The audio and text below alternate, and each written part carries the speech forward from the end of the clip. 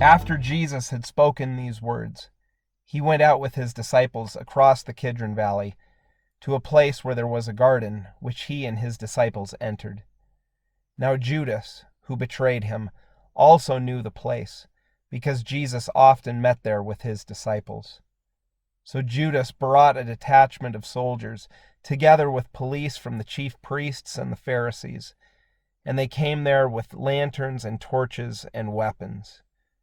Then Jesus, knowing all that was to happen to him, came forward and asked them, "Whom are you looking for?" They answered, "Jesus of Nazareth." Jesus replied, "I am he." Judas, who betrayed him, was standing with them. When Judas said to them, "I am he," they stepped back and fell to the ground. Again he asked them, "Whom are you looking for?" And they said, "Jesus of Nazareth." Jesus answered, "I told you that I am he. So if you are looking for me, let these men go." This was to fulfill the word that he had spoken, "I did not lose a single one of those whom you gave me." Then Simon Peter, who had a sword, drew it, struck the high priest's slave, and cut off his right ear. The slave's name was Malchus. Jesus said to Peter, "Put your sword back into its sheath. Am I not to drink the cup that the Father has given me?" So the soldiers, their officer, and the Jewish police arrested Jesus and bound him. First they took him to Annas, who was the father-in-law of Caiaphas, the high priest that year. Caiaphas was the one who had advised the Jews that it was better to have one person die for the people. I am he. Jesus is not just responding to a question. He is invoking a statement of revelation.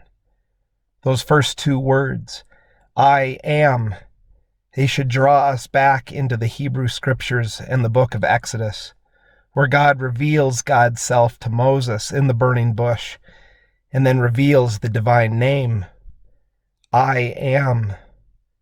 In identifying himself to Judas and the soldiers and police and all that gathered with him and the disciples in that garden, Jesus is announcing that God's self is about to be revealed, that God's love is about to be on display, not in retaliation like we see from Peter, but in nonviolent protest against the authorities and forces who wish to condemn him. In Jesus' passion and suffering, God will be revealed as the God who suffers with us. It is in this journey toward death the world will also be revealed, in how we and our culture respond to the revealing of God's love. This is the heart of Good Friday, not that we wallow in a tragic tale that happened long ago, but that we are called to be drawn into the story, to join Jesus right here in our own garden, our own time, our own world, in order to see God revealed again in the suffering of our lives, the suffering of others, and the suffering of the creation itself. In these digital Vigil videos, we will venture into different facets of our world in order to hold vigil with all those who suffer, and to pray and remain in those difficult places without searching for solace or reprieve too soon.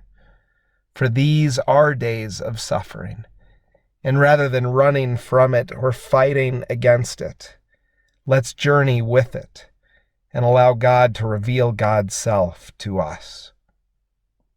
Let us pray this hour for the parts of the natural world that suffer from pollution and ecological degradation, for species which are suffering under inhabitable conditions, for all creatures and people who are under the threat of violence, for people and communities that oppress and harm others, for those who have been betrayed, for those who are the betrayers, for those who suffer in the service of protecting and caring for others. God of love, be with us who suffer. and reveal yourself again to us in our world.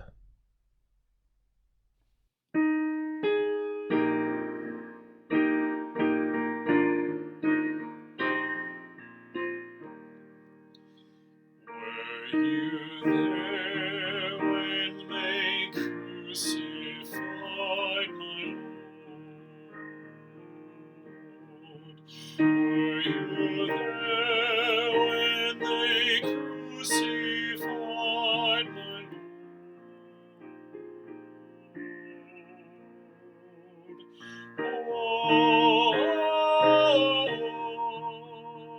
Oh, sometimes it causes me to tremble,